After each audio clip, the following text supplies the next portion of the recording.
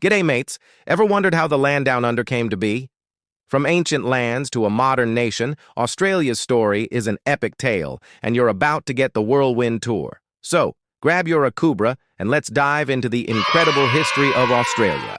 Our story begins over 65,000 years ago, when the first people arrived on this continent. These were the ancestors of today's Aboriginal and Torres Strait Islander peoples, the oldest living cultures on Earth. They spread across this vast, diverse land, from the scorching deserts of the Red Center to the lush rainforests of the coast.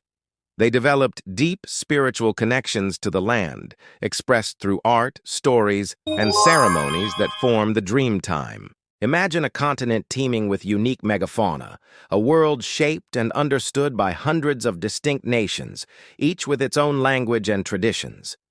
It was a thriving, complex society that existed in harmony with nature for millennia. For a long, long time, this giant island continent remained a mystery to the rest of the world.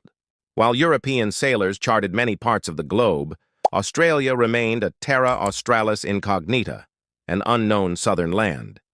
Dutch explorers were the first Europeans to make recorded sightings in the 17th century, even naming the land New Holland, but they didn't stick around. It wasn't until 1770 that a certain British navigator named Captain James Cook sailed up the eastern coast. He meticulously mapped the coastline, documented the unique plants and animals, and claimed the entire eastern portion for the British Crown, naming it New South Wales. This single act would change the course of the continent's history forever. Why the sudden interest? Well, Britain had a problem. After losing the American Revolutionary War, they desperately needed a new place to send their convicts.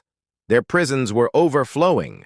So, in 1788, the First Fleet, a convoy of 11 ships carrying over 1,000 people, including more than 700 convicts, arrived at what is now Sydney Harbor. Led by Captain Arthur Phillip, they established a penal colony. The early years were incredibly tough. They faced starvation, unfamiliar terrain, and a climate completely different from what they knew.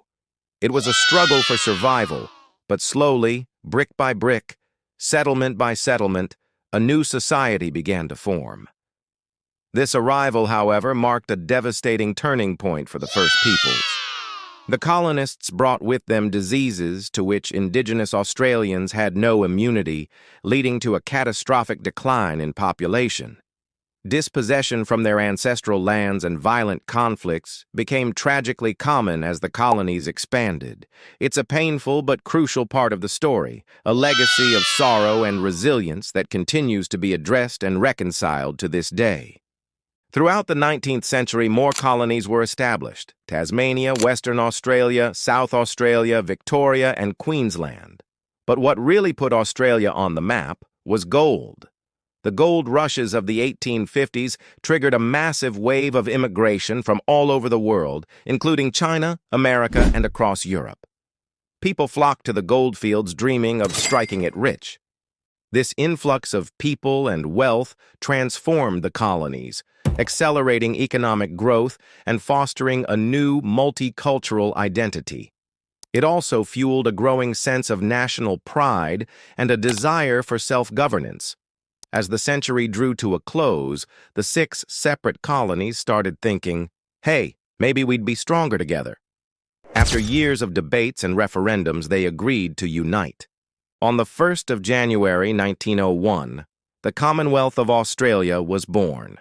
A brand new nation stepped onto the world stage, with its own constitution and a federal parliament. From a penal colony to a federated nation in just over a century. What a journey. In the 20th century, Australia forged its identity through shared experiences, both triumphant and tragic. Australian soldiers, known as Anzacs, earned a reputation for their courage and mateship in World War I, particularly in the Gallipoli campaign. This defining moment helped shape the national character. After World War II, another wave of migration from Europe and later from Asia further enriched the country's cultural fabric, turning Australia into one of the most multicultural nations on Earth. And that brings us to today.